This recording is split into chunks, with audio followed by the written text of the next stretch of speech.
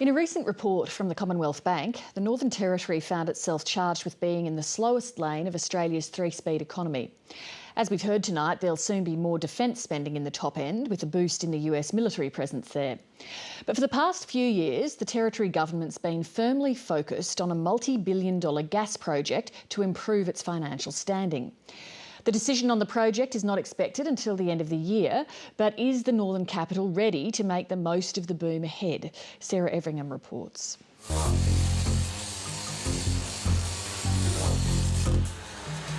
I need another 20 or plus of those rods as well. You might wonder what a 25-year-old Irishman is doing supervising construction in Darwin.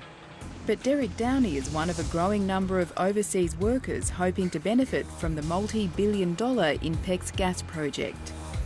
With all that extra work coming on, it's definitely a great place for people to try and make a life for themselves. Well, look, this is a transformational project for our economy. This project will underpin the Northern Territory's economy for the next 40 to 50 years. It'll have a huge impact. I call INPEX God.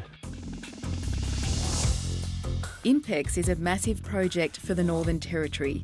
Gas will be piped 800 kilometres from the Ichthus field off Western Australia to a processing plant in Darwin Harbour. The Territory government wants to capitalise on the project and make Darwin a support hub for the region. What we're doing here is positioning Darwin as the centre for servicing and supplying all of the offshore exploration platforms, production platforms, floating LNG that's going to occur to the north of us and the northwest of us. But the boom could come at a cost. Around Darwin, there's talk of skills shortages and rising house prices. The major issue for us is going to definitely be around access to labour and the amount of labour that's available. Building the INPEX pipeline alone will require more than 2,000 workers, and INPEX will be competing for skilled labour with several other major projects across Australia.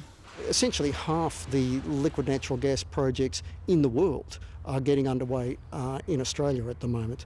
And so, you know, there are parts of Australia by sector and by state where we already know that skills are in desperate short supply, and companies will be madly trying to grab who they can. But across the Territory, a record number of 5,000 people are in training or apprenticeships. It's expected there'll be another 5,000 in the next 2 years. It's also about training our own, Sarah, and making sure that our kids get opportunities for apprenticeships, traineeships. Business is also looking overseas. Using new measures announced in this year's federal budget, the government's hoping to attract more workers like Derek Downey to Darwin. Well, it's quiet at home. You're lucky if you have a job in building at home. To come up here and to be able to get good jobs and live a good lifestyle, it's great. It's not about undercutting the workforce. We're just not going to have the workforce here to do all of the jobs that need to be doing. It's making sure our small businesses can fill their order books, as well as the massive projects like INPEX getting the workforce they need. But Darwin's Lord Mayor is still worried small businesses will lose staff to the major projects. He fears problems seen in other resource centres could make their way to the tropical north, with Darwin experiencing its own version of a two-speed economy.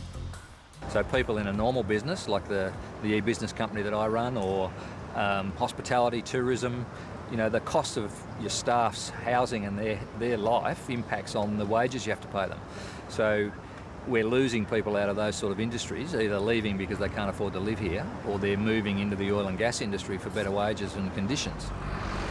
Graham Sawyer says it's already hard to retain staff in Darwin because of a lack of affordable housing. INPEX is building a new workers' village to house almost 3,000 staff. But Graham Sawyer says the flow-on effects of the project will see more workers needing accommodation in Darwin. The potential is for a growth boom around the INPEX development, and the other things that are going to happen around that could well exacerbate that problem quite severely. It'll be a shot to the arm for our economy up here. Rick Tripp, a 25-year veteran of the real estate industry in Darwin, thinks the INPEX development is just what's needed to boost the city's flat property market. There is a bit of a glut in the high rise, but it won't be long before all of a sudden we won't have enough. larger than your Rick Tripp average is showing us through one of the many high-end apartments for sale. You've got this beautiful balcony overlooking the bay. While there's an oversupply of high-end units, affordable housing is harder to find. Median rents in Darwin are on par with Sydney, and the Real Estate Institute says new affordable housing developments might not keep up with demand. That'll only just force the prices up, which is great for a landlord, but a shame for the average Joe. Look, housing affordability is a challenge, and it's one where we continue to focus on turning off land at 5 times the rate that we ever have in the Territory's history. For economists like Chris Richardson, making the most of the boom all boils down to business and governments finding new ways to prepare for the skills shortage. It's a message not just for Darwin.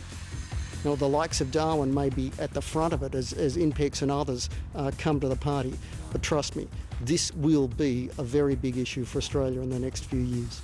In the meantime, for one of the workers in demand, Derek Downey, life in Darwin's looking good. Darwin is the place to be, we love it.